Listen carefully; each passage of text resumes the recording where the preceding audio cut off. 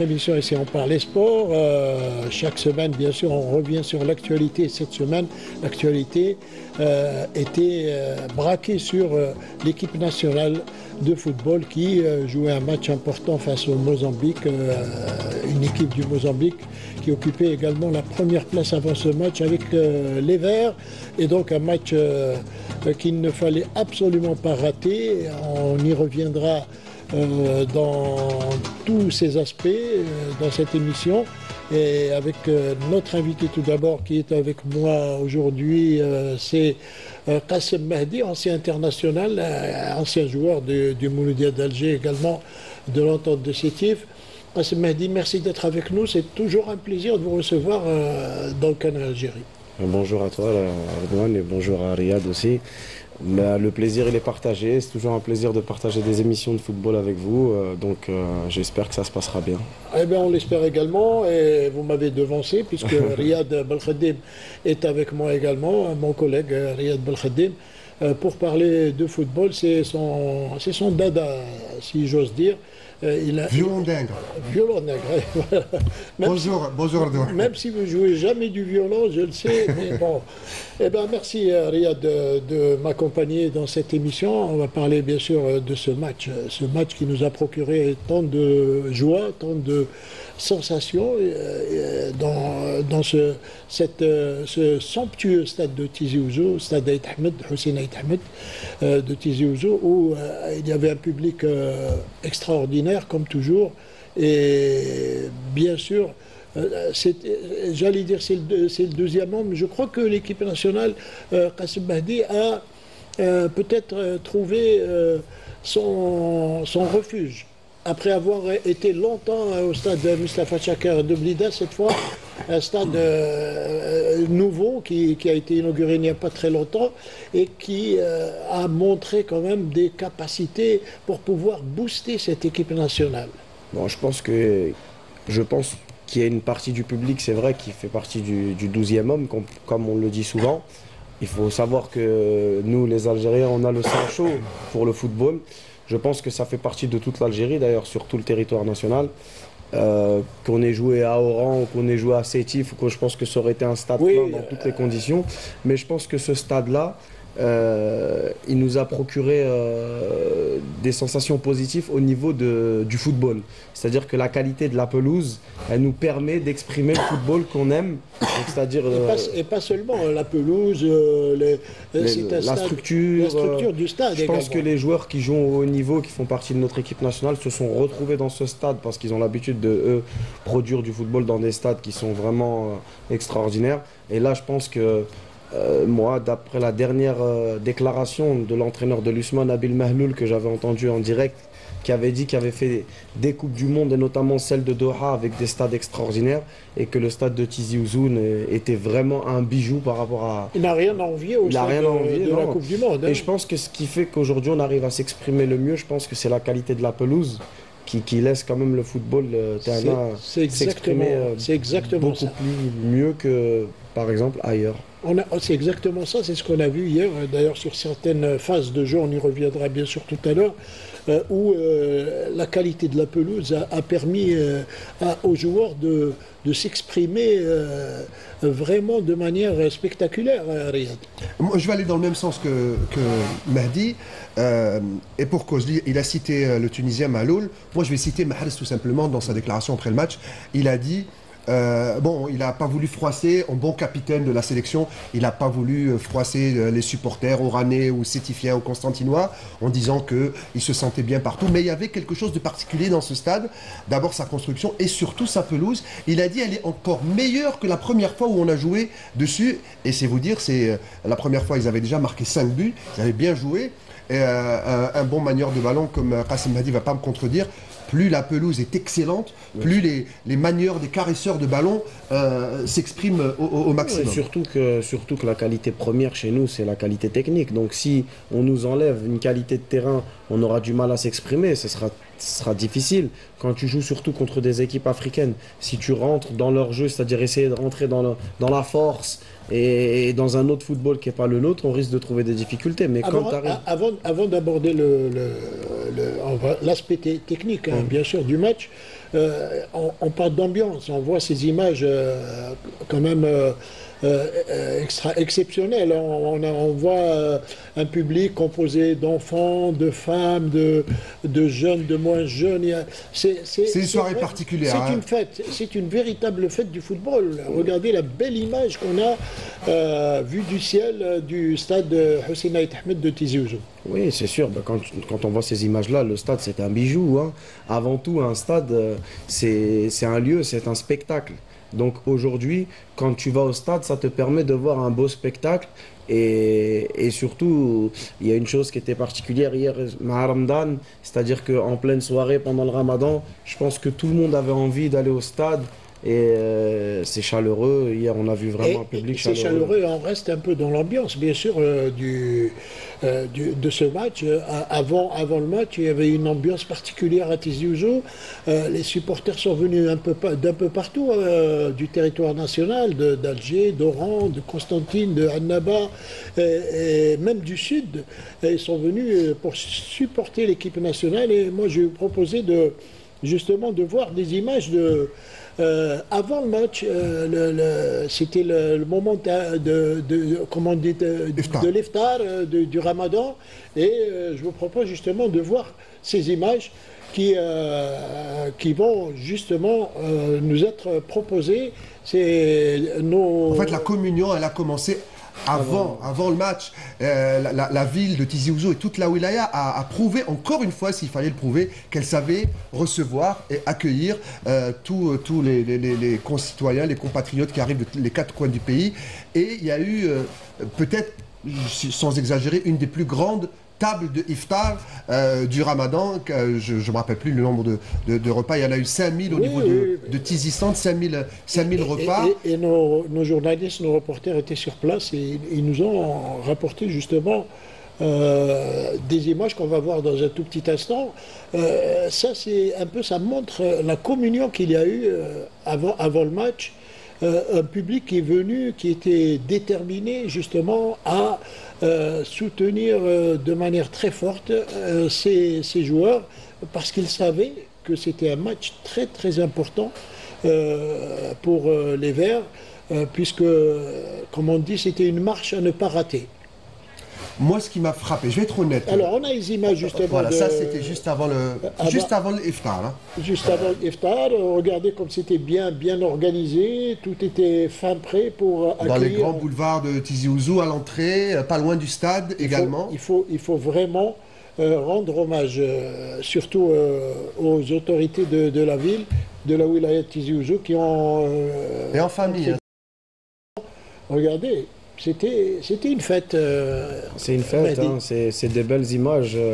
Quand tu vois ces images-là, on se dit qu'on espère que ça va continuer comme ça, que quand les gens se rassemblent comme ça et que, comme on dit, l'union fait la force, ça reste que tu peux juste te dire que c'est beau à regarder, à visionner. Et je pense qu'il n'y a pas beaucoup de pays où il y a des situations comme celle-là. Non, mais on fait partie, je pense que on fait partie des pays où lesquels on aime partager, on aime cette communion, on aime se sentir pas seul, on aime être en famille.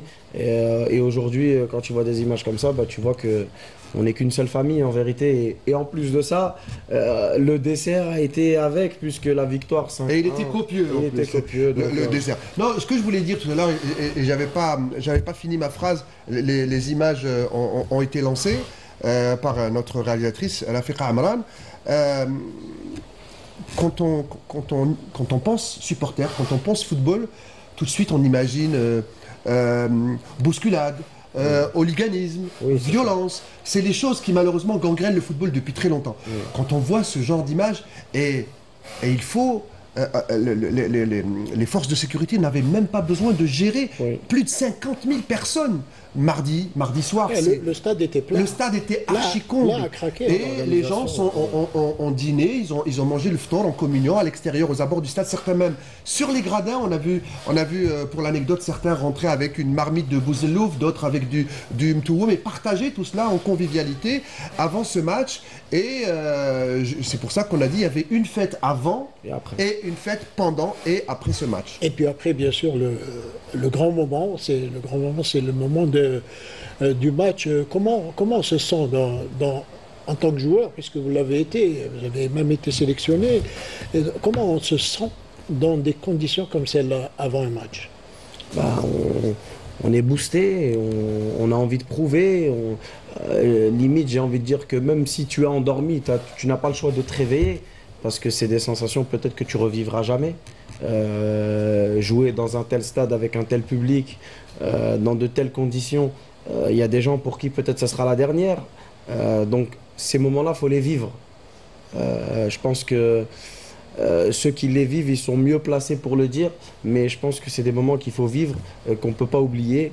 Je pense que dans la tête des joueurs, ce sera une date mardi où elle restera gravée, ce score, puis cette fête, puis cette communion avec les gens, puis cette communion aussi avec le public, parce que vraiment c'était hier en même temps, que ce soit au stade, en dehors du stade et sur le stade, c'était vraiment exceptionnel. C'était la soirée parfaite. Riyad Belkhadim, on va peut-être également voir un peu, on va plonger dans les coulisses grâce à notre collègue Sami Achichou qui est allé. Ah oui, il a pris sa caméra et puis s'est faufilé. Et voilà, c'est des images rares hein, qu'on ne voit pas souvent. On va les voir tout de suite. Sami Achichou qui s'est introduit un peu dans les, comme on dit, les arcanes du stade. Et on va voir tout de suite les images que vous allez découvrir avec nous.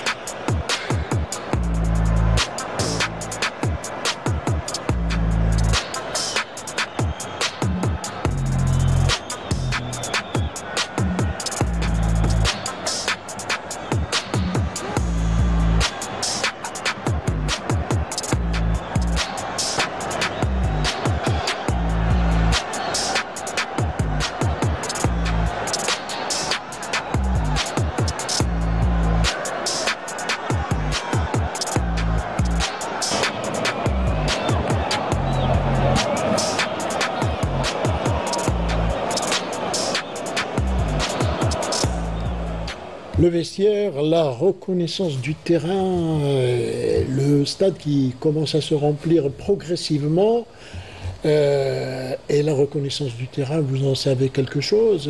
Qassem Mahdi, on ressent quoi quand on rentre sur la pelouse et qu'on voit tout ce monde dans les tribunes? Ça booste, ça donne un effet spécial, hein, comme je le disais tout à l'heure. Ça donne de la force, ça fait peur, les deux en même temps?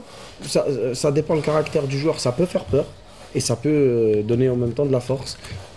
Si tu as l'habitude, ça va automatiquement te booster pour être dedans. Et si des fois c'est les débuts, tu peux avoir crainte. Ça fait trembler les genoux. Exactement, parce qu'on a quand même un public qui est connaisseur, on a un public qui est, on va dire, assez strict. Donc hier, je pense que, mardi, je pense que on a été à la hauteur de tout ce qu'il y avait autour du terrain et sur le terrain. Hein. Et on va parler du match maintenant.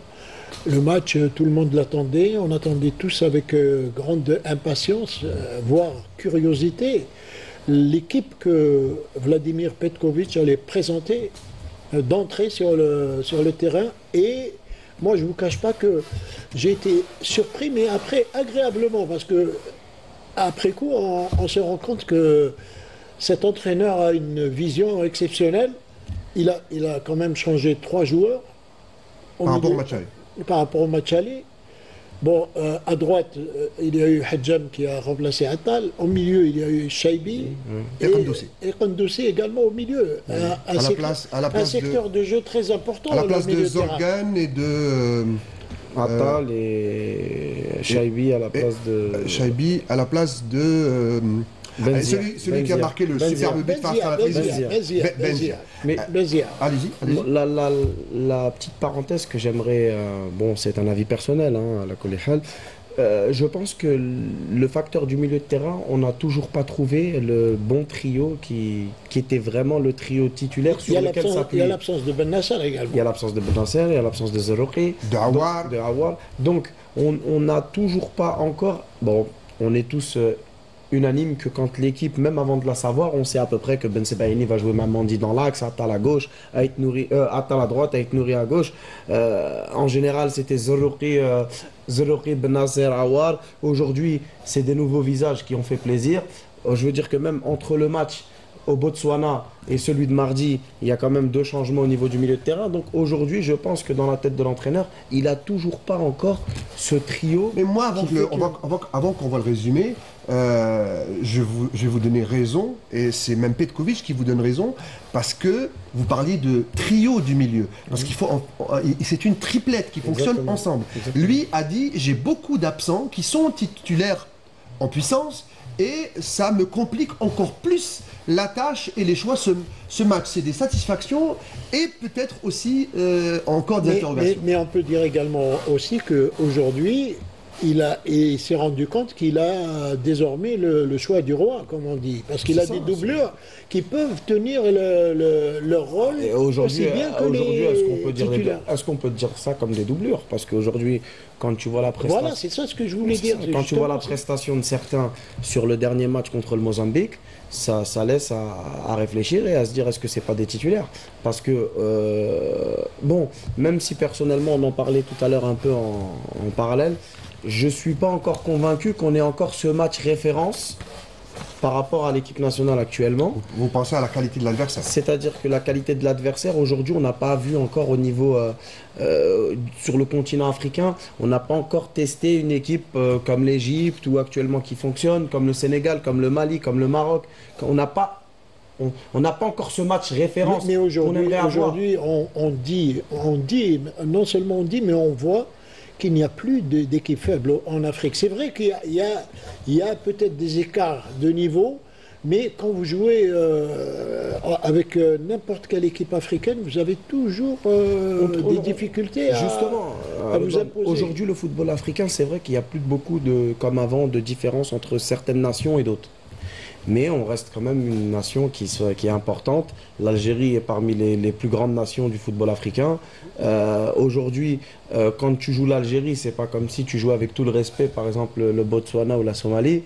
Tu restes quand même dans un effectif très riche, avec des joueurs de qualité qui jouent dans de grands clubs, qui ont toutes les conditions quand ils viennent aujourd'hui en équipe nationale pour pouvoir réussir. C'est-à-dire qu'aujourd'hui, même les infrastructures Terna se développe dans le bon sens, donc on est en train de tout faire pour que le football au niveau national et international se développe. Donc aujourd'hui, on ne peut que progresser et on doit le faire. On doit le faire, donc on doit développer comme on a développé mardi, ce genre de match à travers aujourd'hui contre d'autres nations qui sont aussi importantes dans le football africain. Et justement à ce propos, il faut rendre hommage quand même aux autorités algériennes, à l'État, au président de la République, qui a donné un coup d'accélérateur pour justement que tous ces stades voient le jour. Parce qu'à un moment donné, il y en a beaucoup qui étaient au stade de chantier à durée indéterminée. Je veux dire aujourd'hui, que ce soit à Tizi Ouzou, ou que ce soit à Oran, ou que ce soit à Naba, à Douera, que ce soit à Constantine, à Douera, on a quand même aujourd'hui le 5 juillet qui reste toujours un stade mythique. Oui. Et quand moi j'ai joué au 5 juillet, des fois avec une qualité de pelouse, tu avais l'impression de jouer comme au New Camp. C'était exceptionnel. Donc on a de quoi faire, on a de quoi développer, même au niveau national le football. Aujourd'hui, quand tu regardes l'effectif de l'équipe nationale, les fiertés qui sont aujourd'hui, on va dire, très en forme, c'est des joueurs qui étaient il y a quelques années sous peu dans le championnat national. Donc ça veut dire que on a la patte, on a la qualité intrinsèque de l'Algérien est né avec le football. Et aujourd'hui, même quand tu vois le développement des centres de formation qui sont en train de se développer, ça reste positif pour l'avenir de notre football. C'est un point positif. On va parler du match lui-même. D'abord, il y a eu quand même on va dire, ce concours de circonstances qui a été vraiment favorable pour les Verts. puisqu'ils ont ouvert le score très tôt dans le match. Et ça a complètement déboussolé l'adversaire. Ça les a déboussolés, ça les a bousculés. Je pense que le premier but que Mahrez donne à Amoura, bon déjà c'est une erreur de leur part parce qu'ils veulent relancer propre. Non, c'est d'abord Amoura qui arrache le ballon non, mais je veux dire, sur un contre. Il a le contre favorable et Mahrez lui remet pour le but. Mais je veux dire, c'est sur un pressing haut et c'est sur une mauvaise relance de leur part. Parce qu'ils ont voulu on va continuer à en parler, mais on va revoir le scénario du match. Les 5 buts de notre équipe nationale et on pourra en parler justement. On va comme l'a dit tout à l'heure Riyad, avant de voir les images, on a vu une équipe nationale qui jouait un pressing très haut. Ils ont empêché les Mozambicains de sortir de leur camp. Et c'est ça qui a justement poussé les Mozambicains à la faute. Et à plusieurs reprises, on a vu même le gardien de but était mis en difficulté par ses défenseurs. Quand il lui remettait le ballon et il était obligé de jouer avec le pied. Vous savez, les gardiens ne sont pas toujours très habiles avec leurs pieds. Et voilà. Donc je ne sais pas si on va avoir les images alors, on va voir les images des buts de l'équipe nationale tout de suite, je pense. On va tout d'abord voir justement le sujet de Messa le Bouahla qui, elle, justement, revient aussi sur le match et après on reviendra sur les buts.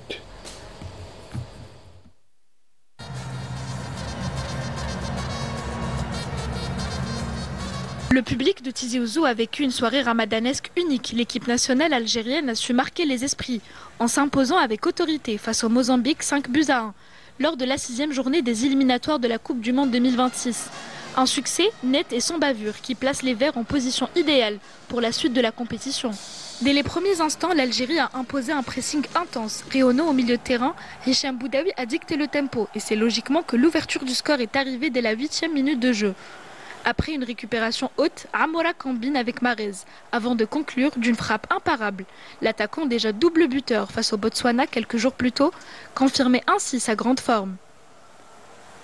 Dominateurs, les Verts ont doublé la mise avant la demi-heure de jeu sur un corner bien frappé par Riyad Mahrez, qui vient servir un Mendy opportuniste qui surgit pour pousser le ballon au fond des filets. J'espère qu'avec cette prestation de mon équipe, on a aussi su et pu remercier la ville de Tizi Ouzou pour cet accueil à nouveau merveilleux qu'il nous a donné pendant ce coach dit que maintenant il faut penser à juin, au mois de juin, surtout avant le stage du mois de septembre, et surtout maintenant il faut reposer un petit peu après la période de ce stade. L'Algérie enfonce le clou peu avant la première mi-temps, grâce à un Amoura insaisissable, servi par Mahrez. Après une superbe ouverture de Mendy, le buteur s'offre un doublé. Au retour des vestiaires, les Fennecs poursuivent leur domination, mais il faudra attendre la 65e minute pour voir Hadjem monter aux avant-postes, inscrire le 4e but d'une tête parfaite sur un corner précis d'un Amoura en feu. Entré en jeu à la 73e minute, Benrahma et Belaïli apportent un sang-froid. Mais c'est encore Amoura qui se distingue en signant un triplé, scellant ainsi le sort du match. En tout cas, c'était un match très important. Donc on l'a pris, comme le coach l'a dit, comme une finale. Maintenant, on a fait un gros match, on a 3 points de plus. On sait que le goal average est important aussi, donc on a été sérieux jusqu'au bout. Mais il va rester encore 4 matchs, encore rien n'est fait. Il reste encore 12 points distribués, ils sont qu'à 3 points derrière nous. C'est bien, il faut profiter. On a fait ce qu'il fallait faire devant notre public. C'est un match qu'on devait gagner à domicile contre une bonne équipe, contre le 2e du groupe. Donc on a fait le travail, on a été bon dans pratiquement tous les compartiments. On a fait le match qu'il fallait, on a été sérieux, on a mis les buts, on a gardé la balle, on a bien pressé, on a bien récupéré la balle. Alhamdoulilah, on est tous très contents. Avec cette victoire éclatante, l'Algérie prend les commandes du groupe avec 3 points d'avance sur le Mozambique et 6 points sur l'Ouganda et le Botswana. Toutefois, avec encore 12 points toujours en jeu, la route vers le rêve américain est loin d'être tracée. On reviendra bien sûr sur la suite. Après ce match, on va parler du match et on a, je ne vais pas dire on a découvert, on a encore vu Amoura extraordinaire, auteur d'un triplé. Tout ce qu'il a fait dans le match, ça fait de lui un phénomène, hein, Mehdi. On va dire qu'il arrive à exprimer ses qualités, ses qualités premières, la vélocité, la rapidité. Je pense que c'est le seul joueur dans l'équipe nationale qui a ces qualités-là, qui peut nous apporter cette profondeur dans le jeu. Donc on arrive à l'utiliser au maximum. Et avec l'explosivité qu'il a sur 3-4 mètres, il arrive à faire la différence devant tous les défenseurs pratiquement. Donc à chaque fois qu'il se retrouve dans des situations qui sont dignes de pouvoir marquer, il arrive en étant efficace à être efficace pour l'équipe. La preuve au bout de 7-8 minutes, le premier but, où il a un face-à-face, il le met au fond, donc il rentre tout de suite dans le match aussi en confiance. Et quand tu vois même le deuxième but, il sort de derrière la défense avec sa vélocité, il arrive à passer devant le gardien et à tacler, à mettre le deuxième but. Je pense qu'aujourd'hui, il est en pleine possession de ses moyens, il est en pleine confiance, que ce soit dans son club ou que ce soit au niveau de l'équipe nationale, donc tant mieux pour nous. Hein. Vélocité, inspiration, mais comme l'a dit Riyad tout à l'heure, il arrive aussi à aller chipper le ballon à l'adversaire d'une manière très propre, et il arrive toujours à anticiper devant l'adversité. Alors les superlatifs, on en trouve toujours hein, pour ce petit lutin, Amora, qui vient du club de la Sûreté nationale de DJ. On connaît maintenant un peu plus son parcours. Certains disent qu'il finira dans un très grand club, c'est ce que je lui souhaite, en tout cas c'est ce qu'on lui souhaite, et pour l'équipe nationale, ça c'est sur le deuxième but de Mandi, en train de voir les buts. Mais il y a une chose qu'on a senti, surtout sur ce rendez-vous de mars, Mehdi Qassem, pour Amora, on a l'impression qu'il vient de passer un palier, subitement. Il ose, il prend le jeu à son compte, il n'est plus ce petit genou qui est timide par rapport aux grands qui sont... Et regardez comme il prend maintenant ses responsabilités. Il voit Hadjam au deuxième poteau et il lui met le ballon en réalité, il est derrière 5 buts sur les 2 confrontations. Il marque 2 buts au Botswana, il marque 3 et il donne un 4e but à Hadjam. Et je vais rajouter un peu d'eau à votre moulin, Riyad. Avec son club en Allemagne, Wolfsburg, il a inscrit 10 buts et 8 passes décisives. Ça fait de lui le meilleur joueur du club. Plus décisif du club, en tout cas. Oui. Je t'ai dit, il a aujourd'hui un joueur qui a une qualité comme ça de vélocité et de rapidité, ça peut être bénéfique sur le plan offensif comme sur le plan défensif. C'est-à-dire que quand il fait un pressing, vu que son centre de gravité est très bas, c'est très difficile de pouvoir se sortir d'un joueur comme ça dans un duel pour pouvoir l'éliminer, parce que comme je répète encore une fois, il a un centre de gravité bas. Très bas, il arrive à passer l'épaule, il passe le premier. Même si tu le passes, il arrive à toujours être derrière toi. Et ça oblige l'adversaire à l'attaquer à 2. C'est ça, et puis quelquefois. Et puis il faut préciser un peu sur le plan tactique qu'il n'évolue pas en pointe. Sur les 2 matchs, il l'a fait évoluer en tant qu'ailier gauche. À gauche. Donc ça veut dire que peut-être que s'il était encore un peu plus dans l'axe du terrain, il pourrait encore faire plus mal. Parce qu'on a vu contre le Botswana, sur la passe de Belaïli, Amora, il a fini en pointe. Sur une passe, dans la profondeur, il a fini le 2e but. Mais là, il y a un homme aussi avec lui. Parce qu'il y a Amora qui est bon, mais il y a aussi autre chose que Petkovic a décelé et a trouvé. Il a raison, oui, c'est le duo avec Gouiri, ça fonctionne très très bien. Gouiri lui a donné 2 fois une balle de but. Parce que aujourd'hui, quand tu regardes Gouiri, c'est pas un vrai avant-centre. Gouiri, c'est plus le 9,5 qui tourne autour de l'avant-centre. Mais aujourd'hui, ça fait rappeler à Marseille, il joue un peu ça fait rappeler un peu l'époque du Real de Madrid, quand Benzema décrochait pour servir Ronaldo et Gareth Bale sur les ailes. Donc aujourd'hui, tu arrives à avoir quelqu'un qui est techniquement bon de jeu, qui arrive à se retourner, qui a une bonne vision de jeu, pour pouvoir servir. Je pense que c'est ce qui travaille à l'entraînement, c'est-à-dire s'appuyer sur Gouiri pour pouvoir servir dans l'espace Amora. Parce que le contraire ne serait pas vrai. Si on s'appuyait sur Amora pour servir Gouiri, ça serait faux. Aujourd'hui, quand tu t'appuies techniquement sur Gouiri pour trouver Amora dans la profondeur, là c'est football. Ça fait 5 buts. Voilà. Au final, ça fait 5 buts. En 2 matchs. Et je pense que avec l'apport de d'autres joueurs encore comme Belaïli qui va revenir et qui va apporter, comme on l'a vu sur le but du Botswana, la passe en une touche de Youssef pour Amora qui se retrouvait actuellement dans l'axe, je pense qu'à ce niveau-là, dans l'axe, il peut faire encore beaucoup plus mal. Ça reste un avis. Il y a du mal, il y a du monde, j'allais dire, il y a du mal. Il y a du monde dans la tête de Petkovic. Il a le choix. Oui, il a le choix. Et puis moi, il y a un joueur qui m'a également ébloui. Je pèse mes mots, mais j'arrive pas à dire moins que ça. C'est Boudaoui, Hicham. Lui, franchement, mardi, il était partout. Il était en défense, il était en attaque. Il a récupéré un nombre incalculable de ballons. Alors, je vous cite les termes de Petkovic. Il a dit, il a été très bon. Techniquement, physiquement, il est très, très fort. Il a dit très fort 2 fois. Et il a dit, il va finir dans un très grand club. Alors, je vais rajouter quelque chose à votre commentaire. Moi, j'ai vu plusieurs chaînes de télévision et également sur les réseaux sociaux, certains techniciens étrangers ont parlé de lui en disant que c'est vraiment une révélation. Parce que c'est quelqu'un qui, quand même, il était un peu sous les radars ces dernières années. Il jouait pas beaucoup, il faisait des bouts de match, il était remplaçant. Mais là, cette fois, moi franchement, je suis resté admiratif. On va dire, Redouane, que c'est le type de joueur qu'on ne trouve plus beaucoup au milieu de terrain. C'est-à-dire qu'aujourd'hui, Hicham, c'est un joueur qui se projette vers l'avant.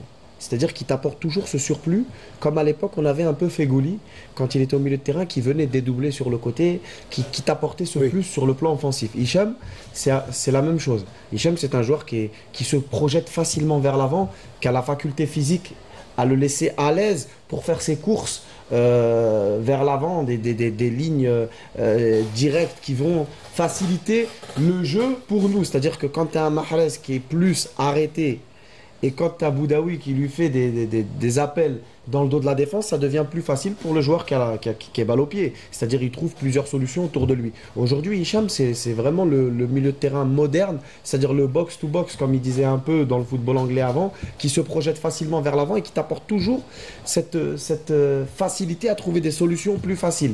Et en plus, sa qualité technique lui permet de pouvoir être fort dans le 1 contre 1 et sa condition physique lui permet de pouvoir revenir sur le plan défensif. Revenir, et là vous parlez de la relance et de la passe décisive ou le choix, le bon choix offensif, mais il est aussi excellent. C'est ce qu'il a appris dans l'école Jean-Marc Guillou, récupérer le ballon, aller enlever le ballon du pied de l'adversaire, ça il le fait très bien. C'est ça, mais en même temps c'est pareil, c'est des joueurs à un centre de gravité bas, c'est un peu comme Amoura, c'est plus facile pour lui.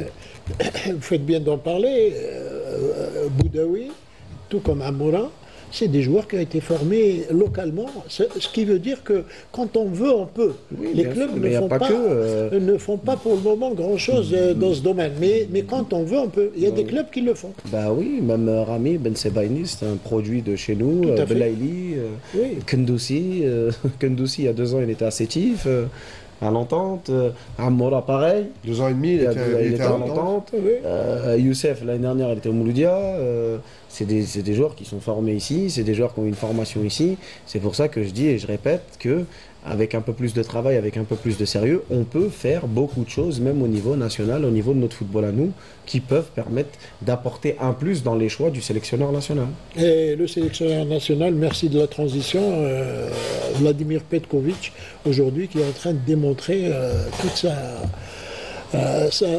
toutes ses compétences, parce que, vous savez, je ne sais pas si vous avez remarqué, mais au début, quand il est arrivé, il y en a qui ont fait la moue, il y en a qui ont dit bon, comment il va communiquer avec les joueurs. Il ne connaît pas le groupe, il ne connaît pas les joueurs. Exact, il ne connaît pas le football algérien. Mais aujourd'hui, il est en train de véritablement faire taire tout ce qu'il avait décrié au départ. Je dis ça et je dis rien. Il n'est pas non plus arrivé, Redouane, pour être clair, il n'arrive pas dans une équipe où il n'y a pas de qualité. Il arrive, il a des joueurs de qualité. Quand tu prends la liste de l'équipe nationale avec la liste élargie, il y a quand même de la qualité. Quand il est arrivé, il a hérité d'une phase où il fallait faire des choix. Oui, mais il vient dans une équipe qui avait été éliminée au dernier mondial, justement, qui a été éliminée de la CAN. Il y avait des soucis dans le groupe. C'est ce que je suis en train de dire. C'est-à-dire qu'il n'a pas hérité d'une équipe techniquement où il n'y a pas de qualité. Il a hérité d'un fait où on venait de se faire éliminer de pas mal de compétitions nationales. Mondial et la CAN. Il fallait, je pense, faire des choix pour remettre le groupe dans les bonnes rails, surtout sur le plan psychologique, moins que sur le plan footballistique. Anna, c'est mon avis personnel. Parce que la qualité, quand on s'est fait éliminer au Mondial ou en Coupe d'Afrique, on l'avait. Mais je pense qu'il y avait des problèmes au niveau psychologique dans le groupe, où il y avait une certaine, on va dire, c'était le moment de changer quelque chose. C'est-à-dire qu'il y avait des joueurs qui arrivaient en fin de carrière. Vous ne dites pas qu'il y avait aussi un problème au niveau du coaching. On ne peut pas éliminer. Non, je ne jette pas la pierre à Belmadi, mais je dis qu'il y avait quelque chose. En fait, vous rejoignez. Parfois, il y a une fin de cycle. Et il faut un changement. Et je pense qu'un entraîneur, il a beau être bon, à un moment donné, il se dit, moi, je peux plus rien changer. Il y a des générations qui, ça y est, qui s'arrêtent, il y en a d'autres qui poussent, et c'est le moment de faire des choix.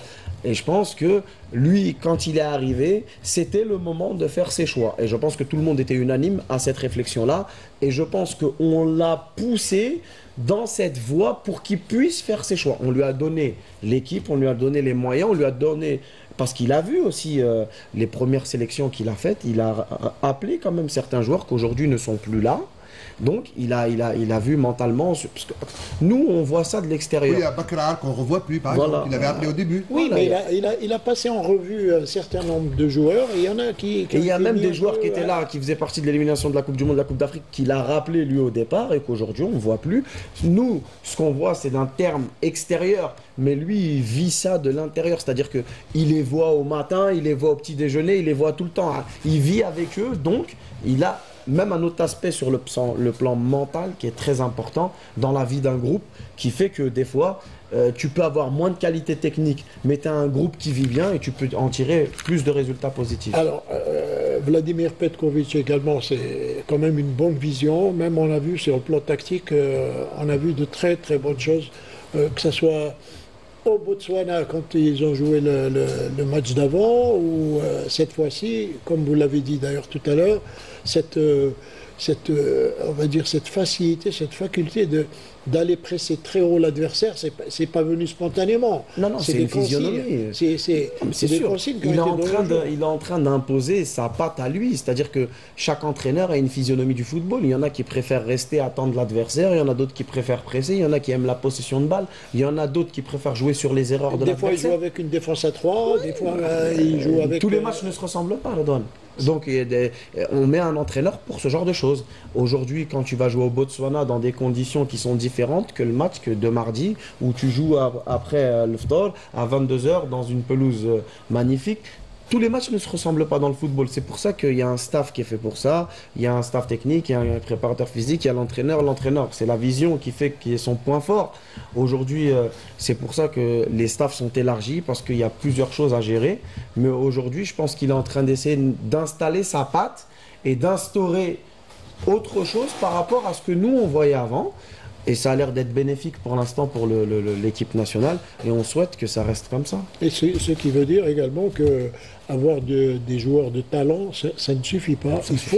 Il faut un chef d'orchestre. Il y a surtout une chose qui mérite, moi, par rapport à ce que je voyais précédemment et ce que je vois aujourd'hui. C'est-à-dire que c'est pour ça que tout à l'heure je disais, techniquement, c'est les mêmes joueurs. Mais quand on s'est fait éliminer du Mondial et de la Coupe d'Afrique, il n'y avait plus cette envie. Irada, comme on dit chez nous, on ne la voyait plus. Tandis que là... Je vais résumer. La magie avait disparu. Exactement. La magie de 2019 avait disparu. C'est ça. Et puis l'envie d'aller gagner ces duels. On a senti des joueurs dépités à un certain moment. Qui se sont surpassés. Parce qu'on ne voyait plus cette envie de gagner le duel. C'est-à-dire qu'on se faisait battre dans les duels facilement. Aujourd'hui, on voit des joueurs qui sont accrocheurs et tu sens qu'ils ont envie d'aller gagner. Mais l'amalgame, la concurrence, ça aide. Des nouveaux joueurs comme Amoura, comme Gouiri qui arrivent. Et le match dans une enceinte de niveau mondial qui est le stade de Hussein Ait Ahmed de mardi dernier, ça joue une qualification en Coupe du Monde. C'est énorme pour la carrière d'un joueur. Et l'envie, elle est communicative. Mehdi, quand vous dites il y a un moment où les joueurs n'avaient plus envie, c'est peut-être également, vous connaissez certainement ce phénomène. Quand on se fait éliminer par exemple d'un mondial à une seconde de la fin, on n'a plus envie de rien faire. On se fait éliminer d'un tour de Coupe d'Afrique contre une poule faible au premier tour. Psychologiquement, automatiquement, tu es abattu. Après, je pense que Justement, c'est pour ça que je dis, pour moi, aujourd'hui, je pense que le point fort actuellement de Petkovic, c'est sur le plan psychologique. Je pense que son discours arrive à être passé pas comme on le vivait les derniers temps. Et c'est très important. Alors, victoire importante, et victoire écrasante même, 5-1. Après la victoire, bien sûr, il y avait les réactions des joueurs, de l'entraîneur, puisqu'il reste maintenant 4 matchs à jouer. 2 rendez-vous, septembre et octobre. Septembre et octobre, pour, Inch'Allah, on le dit, se qualifier pour, Juste pour le préciser, mondial. un rendez-vous à l'extérieur, à Conakry, en Guinée. Tous les autres à la maison, face à la Somalie, face au Botswana et face... ça va me revenir. L'Ouganda. Et l'Ouganda. 3 à la maison et une sortie en Afrique. Alors, après le match, bien sûr, les réactions, tout le monde veut les connaître. Et puis, il y avait Essam Mandi, qui a été d'ailleurs excellent, aussi bien sur le plan défensif qu'offensif, puisqu'il a inscrit un but. Essam Mandi était au micro de Sofiane Mehni. Grand pas, je sais pas, mais en tout cas, c'était un match très important. Donc, on l'a pris, comme le coach l'a dit, comme une finale. Maintenant, on a fait un gros match, on a 3 points de plus. On sait que le goal average est important aussi, donc on a été sérieux jusqu'au bout. Mais il va rester encore 4 matchs, encore rien n'est fait. Il reste encore 12 points distribués, ils sont qu'à 3 points derrière nous. C'est bien, il faut profiter.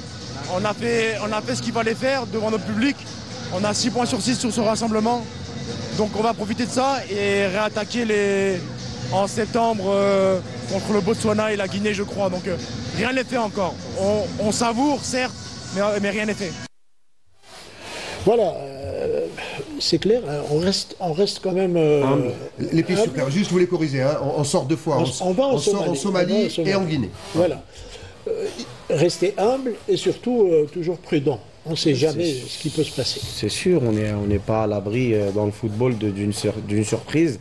Mais bon, je pense qu'on a fait un pas. Il y aura un match qui sera déterminant, c'est en Guinée. Oui. Je pense qu'il faudra pas automatiquement le gagner, mais ne pas le perdre. Donc voilà, je pense qu'un point nous suffira. Et après, de là, on pourra dire qu'on est pratiquement qualifié pour la Coupe du Monde. Et puis voir aussi ce que le Mozambique fait. Parce que chaque faux pas du Mozambique mettra de la distance entre nous. C'est ça. Et attention, parce qu'il n'y a pas que le Mozambique, il y a l'Ouganda qui revient. Il y a Botswana qui a gagné. Botswana également.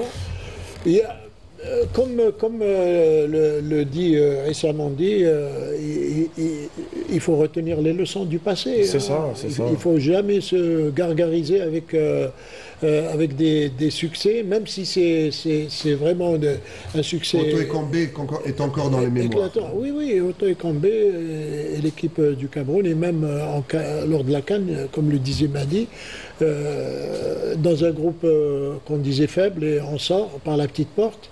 Là, alors maintenant, il faut rester concentré. Ah oui. J'ai entendu un supporter sur les réseaux dire qu'il faudrait que les joueurs, quand ils rentrent sur la pelouse, ils aient un chiffre dans la tête, c'est le chiffre 12. Vous savez pourquoi? C'est pas que le 12e homme. Ça fait 12 ans que l'Algérie n'est pas allée en Coupe du Monde. 12 ans, depuis le Brésil 2014. Donc il faut que ça résonne un peu dans la tête, parce que je pense que la place de la sélection, elle est dans le haut niveau. Oui. Le mondial et l'Algérie, c'est quelque chose qui devrait être normalement récurrent, tout le temps. Et surtout qu'aujourd'hui, moi j'anticipe, je vais aller un peu plus en avant.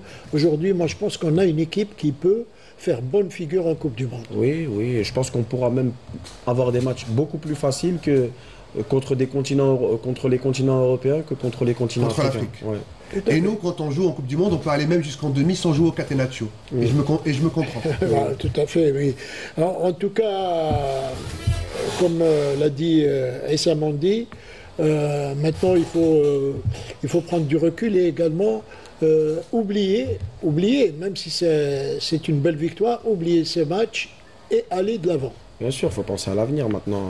Maintenant qu'on a pris 3 points d'avance, il faut rester sur cette première place qui va nous permettre d'aller au mondial. Et il faut penser à tout. Quand tu vas au mondial, il faut savoir que... C'est-à-dire que tout va dans une pente positive pour tout. Pour le football, pour notre équipe nationale, pour le football national, pour les gens qui travaillent dans le football. Et puis ça va permettre d'aller aussi en Coupe du Monde, c'est-à-dire avoir tous les supporters algériens qui vivent même à l'étranger pourront se permettre d'aller voir nos et on ne se lassera jamais de revoir les buts qu'on est en train de voir en ce moment. Regardez ce corner, et moi j'ai revu le point rageur d'un homme dont on n'a pas beaucoup parlé depuis le début de ce match, c'est le Phoenix qui renaît de ses cendres. De qui je parle? Je parle de Riyad Mahrez, qui a fait un match exceptionnel. Ça nous rappelle le Mahrez des grands jours. Il a fait un match très très sobre, comme on dit, parce qu'il a été derrière toutes les belles actions de l'équipe nationale. Presque passe D pour cette passe pour Amoura. Il donne le premier but à Amoura, il donne le second but à Amoura et sur cette transversale. Et puis sur le corner aussi, la balle de Mandi. Le deuxième but, il voulait la donner à Gouiri, lui, mais Amoura il a surgi parce que le ballon il a fui un petit peu Gouiri. Mais en tout cas, il est derrière 4 des 5 buts de Gouiri, il pensait qu'il avait raté. Et Amoura, il n'a pas vu Amoura arriver, il est arrivé comme un bolide, juste derrière. C'est vrai qu'on ne se lasse pas de voir ces images. Et également, il y a encore des jeunes brillants qui frappent à la porte de l'équipe nationale, comme Maza, comme d'autres peut-être qui vont arriver. Chiara aussi, qui a raté un 6e but en fin de partie. Hadj Boussa peut-être oui, également. Bien sûr, il y avait pas mal d'absents aussi. Oui. Ça vous rassure comme ça, la nouvelle vague qui arrive, qui tape à la porte? C'est rassurant si on les laisse travailler. Et puis il y a le jeune Naïl qu'on n'a pas vu, le central de Guingamp qui était dans la sélection mais qui n'a pas joué. Après, 22 ans je crois. Il faut les laisser travailler, il faut les mettre dans des conditions où ils sont en sérénité.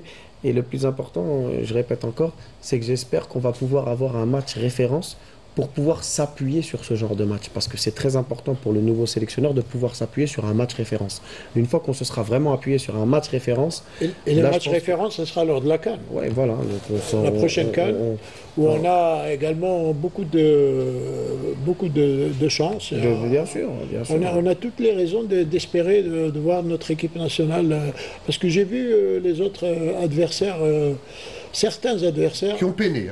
Qui ont beaucoup peiné, oui. Peiné même s'ils jouent à l'extérieur à domicile, parfois. Face à des adversaires moyens.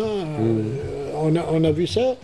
Et moi, je voulais poser une question à Mehdi Qassem. Il ne s'est pas mouillé tout à l'heure sur son avis sur Petkovic. Il demandait encore le match référence. Moi, je vais aller un peu plus directement. On va, Inch'Allah, passer ce cap des qualifications. Je ne vais pas porter la poisse, mais Inch'Allah, on sera qualifié. Et puis, on va rentrer dans cette Coupe d'Afrique des Nations. Est-ce que, avec les 2 échecs successifs qu'on a eu en Coupe d'Afrique des Nations, et ce qu'on voit maintenant, c'est-à-dire la patte, les armes qu'a Petkovic, est-ce que vous êtes confiant pour cette Coupe d'Afrique des Nations qui n'est pas en Afrique subsaharienne, qui est plutôt au Maghreb, donc un climat un peu plus clément en hiver? Qu'est-ce que vous en pensez? Non, je pense qu'on va faire une bonne Coupe d'Afrique. Je pense qu'on sera dans le carré d'as. Et vous savez, c'est important. Nous, on est l'équipe à battre et on est en même temps l'équipe que tout le monde craint. Donc, quand on entend les grandes autres nations qui disent que l'Algérie, c'est l'équipe à craindre, donc ça veut dire que les gens nous craignent. Alors, il suffit que j'ai pas peur de l'adversaire, j'ai plus peur de nous-mêmes. Alors là, je vais vous donner une information, et ça, je l'ai écouté. On ne me l'a pas raconté, ni sur les réseaux sociaux, ni quoi que ce soit. Arsène Wenger, qui est directeur du football mondial à la FIFA, a dit, après ce match, il a dit que actuellement la meilleure équipe qu'il y a en Afrique, c'est l'Algérie. Et il a tout à fait raison. Moi, je pense qu'Arsène Wenger, il n'est pas présenté. Le directeur sportif d'un club comme Arsenal, je pense qu'il a un avis arrêté. Je pense qu'il a dû faire le tour des stades dans le monde entier. Il suit les matchs africains. S'il l'a dit, c'est que on y est, et j'espère qu'on va continuer comme ça. Et c'est important pour nous, pour le peuple, pour toute l'Algérie, pour tous les Algériens qui vivent à l'étranger, qu'on puisse voir quand l'équipe nationale vit bien, on vit bien. Donc, En fait, il a raison, il faut garder le cap, il ne faut pas se laisser encenser parfois et endormir par des par des éloges. Des éloges un peu comme ça, dithyrambiques. Il faut aussi forcer le destin. Regardez, quand on voit par exemple les matchs, pas les derniers, hein, ceux juste avant, où tout le monde a joué à 22h, 22h30, il n'y avait que l'Algérie qui a joué pendant le mois de Ramadan à 14h. Les joueurs ils ont souffert, hein. Ils ont beaucoup souffert. Je les ai vus s'écrouler au coup de sifflet final, mais ils sont partis chercher cette victoire. C'est dans cet esprit-là qu'il faut continuer, garder une visière et aller jusqu'au bout de notre objectif, aller en Coupe du Monde. Il nous reste 1 minute pour terminer, et moi je vais la consacrer, je vais l'accorder à notre invité, Qassem Mahdi, qui aujourd'hui est entraîneur d'un club, la JSM Chiraga, qui a sorti quand même de quelques bons joueurs. Il y a le meilleur buteur de l'histoire de l'équipe nationale qui a joué à Chiraga. Et donc, nous, on vous souhaite bonne chance. Vous êtes premier au classement. Premier, hein. oui. Et vous allez accéder, on l'espère en tout cas. Ça, il n'y a que le bon Dieu qui sait, mais bon, on espère. Merci à vous, Qassem Mahdi, d'avoir été avec nous. Merci à vous, Riyad Belkhadim, également, de m'avoir accompagné. Et merci à vous de nous avoir suivis dans cette émission ici On Parle Sport. Et bien sûr, et on en reparlera du sport après l'Aïd, bien sûr.